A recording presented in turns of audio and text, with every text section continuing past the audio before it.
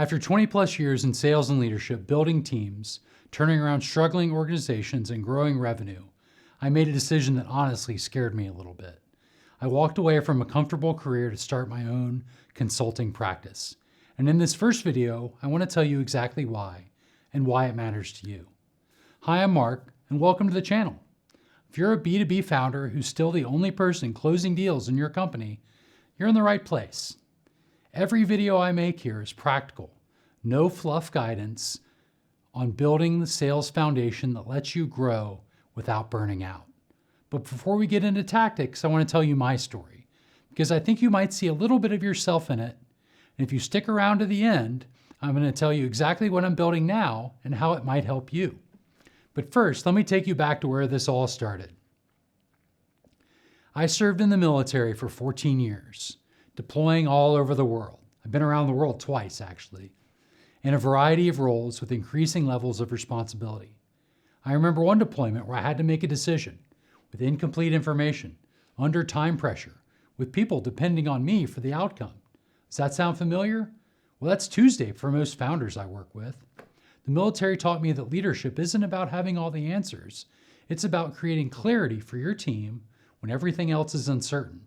That lesson has followed me into every sales room I've ever walked into. In the Navy, I learned how to be a leader, and although I didn't realize it at the time, how to be in sales. After I left the military and entered the corporate world, I went into the customer-facing side of business. I quickly learned many of the things that made me a good naval officer: tenacity, determination, and drive. They all prepared me for this world. Good sales professionals are great leaders. And good leaders are great salespeople. In a past company, I was promoted from a field sales engineer to regional manager.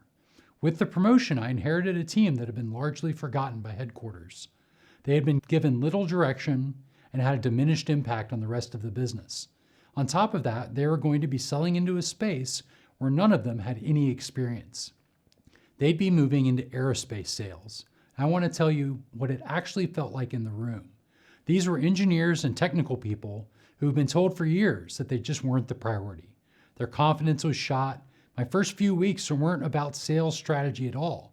They were about working to convince a group of talented people that they were worth betting on. Once they believed that, once they had a process they trusted and a leader who was in the trenches with them, the results followed. Companies like Blue Origin, Boeing, Joby Aviation, companies that had never bought from us before on the West Coast. Not because we hired new people, because we built a system around the people we already had. My realization was that the problem was never the people. It was no one had ever built them a system to work in. Most sales problems are system problems. Here's what struck me as I moved through my corporate career and started meeting more and more founders. The problems were identical, just a different context. Instead of a forgotten regional team, it was a founder sitting across from me who was brilliant at their product, brilliant at their vision, but completely exhausted because every deal still ran through them. No process, no playbook, no way to hand it off. And when they tried to hire a salesperson to fix it, it didn't work. Because you can't hand a job to someone with no infrastructure and expect them to thrive. I'd seen this movie before, and I knew how it ended. Fast forward to today. I kept seeing the same thing in founder-led companies. Brilliant people, great products, zero sales infrastructure. I hit a point in my career where I had to ask myself, am I actually making the kind of impact I'm capable of? And the honest answer was no. I spent 20 years making other people's goals a reality, building their teams, scaling their systems, watching founders struggle with exactly the problems I knew how to solve, while I was inside a structure that limited how many people I could actually reach. At some point, you have to bet on yourself. So I did. So I started Rice Revenue Consulting. I worked directly with B2B founders to build their first real sales foundation, the process, the pipeline, the playbook, without the cost of a full-time executive. My mission was more autonomy, more impact, exactly the work I was built to do.